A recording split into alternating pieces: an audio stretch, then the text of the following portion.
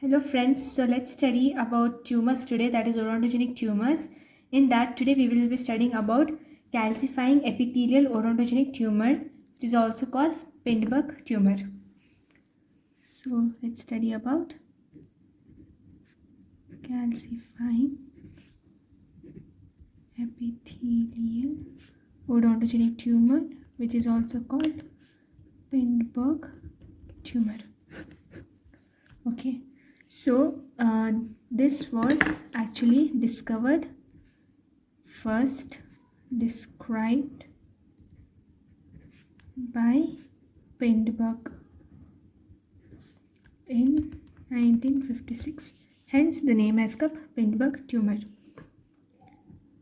Second point is it is an odontogenic neoplasm with odontogenic epithelium and without odontogenic ectomesenchyme. Okay, so in the classification I have said you already about the odontogenic neoplasm, like which it belongs to, it's malignant or benign and all. So this tumor description is given here. Next, when we move on to pathogenesis, it arises from two. It can come from two things. One is stratum intermedium or reduced enamel epithelium. Stratum intermedium or reduced enamel epithelium. Okay.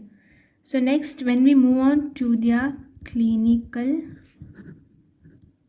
features. The clinical features that basically we see is age, gender, site. Age, usually it's seen in middle age, that is approximately 40 years of age, and adults and all. In gender, it is equal. Female is to male ratio is 1:1. And site for mandibular is to maxilla is 2:1. So which means it is mostly seen in the mandibular region. It's morely in mandibular region, you can see more near the region of premolar, then impacted tooth, extra osseously to gingiva, which is usually rare. Okay, now when we move on to clinical presentation. Now suppose if the patient comes and if he presents, so how will be his presentation? It will be slow, enlarging, painless, like when you palpate it or when you touch it, there won't be any pain. So hence it will be usually unnoticed. Then swelling of the jaw.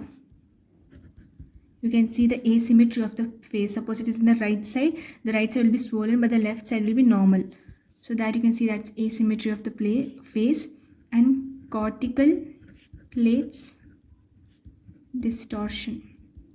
Hence this tumor is slowly growing, it will progress. The cortical plate which is present in the mandibular will slowly get destroyed. Then you can write even facial asymmetry. Suppose in case you see it in maxilla, you can see proptosis. Means in maxilla, if it happens, exact above that you will have the floor of the orbit and floor of the nasal cavity, also maxillary sinus. In proptosis, the tumor will go on increasing in the size, and usually it will go and touch there, so the eyeballs will get protruded outside, of big eyeballs you can see. Nasal congestion you can see. Then epistaxis, which means bleeding nose you can see there, and headache. Then when you look into the radiological features, in radiological features the region is usually radiolucent because it's an empty space which is creating there. But there will be small specks of opacity because there is bone deposition.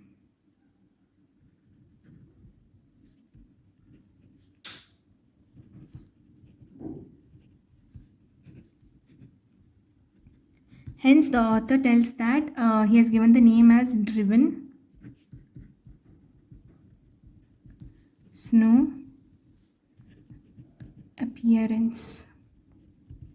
This is usually asked in Viva also, and it's important word. Driven snow appearance is found in which tumor? That is calcifying epithelial odontogenic tumor. So, like suppose if this is the mandible and this is the place where the tumor has occurred, you can see small specks of radio opacity, giving a driven snow appearance like this kind of, you can see. Okay. Now, when we look into histopathology, in this what happens? You can see sheets of closely packed polyhedral cells. Okay, like as I said, it will be derived from stratum intermedium or reduced enamel epithelium. So you can see sheets of closely packed polyhedral cells, and the nuclei will be oval with prominent nucleoli and homogeneous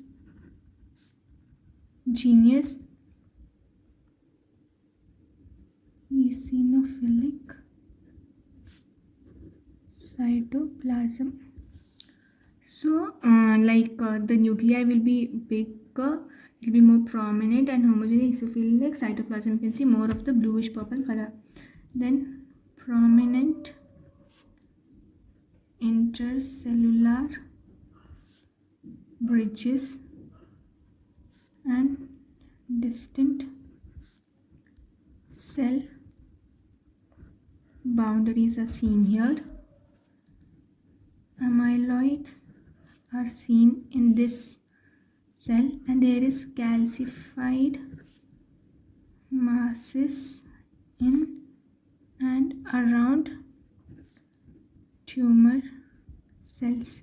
So as you have read in the name only, it is called as calcifying epithelial odontogenic tumor. Odontogenic because it is found in the jawbone. Calcified because it's called as calcifying because there are involvement of hard tissues in that, and you can that epithelial cells are usually come from stratum intermedium and or reduced enamel epithelium. So these cells have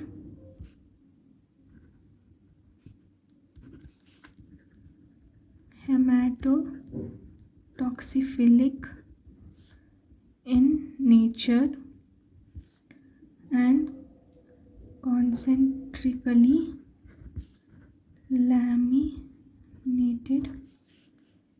So this is called as Lessegan's rings.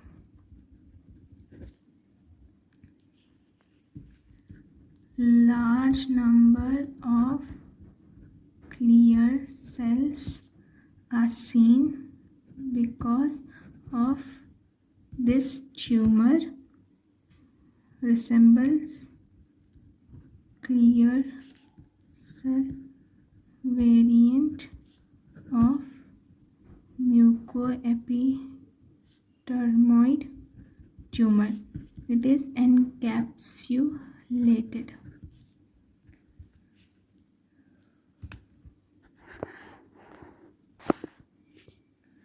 So basically this statement tells that suppose if this is the bone and this is the tumor, so here hemorrhoid will be present. In this you can say dystrophic calcification. Later these calcified structures will go on calcifying and form concentric rings like this.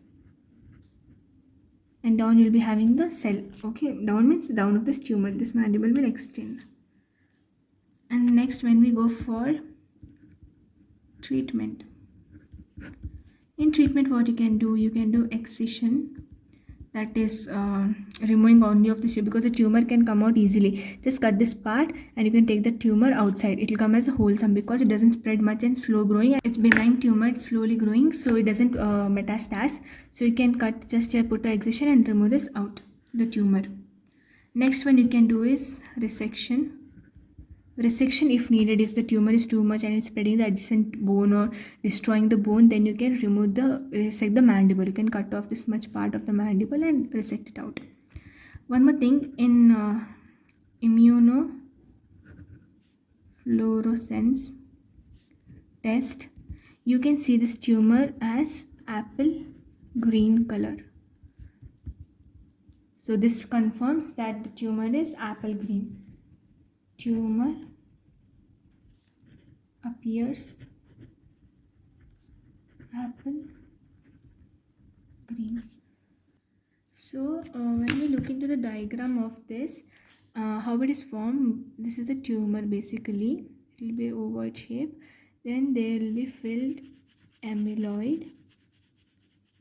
In this, there will be occur dystrophic calcification, causing later it will form concentric rings like this, ring full. Okay, and down you'll be having those polyhedral cells, which I said you in the theory part on the top. So that's all for today. Thank you and have a nice day.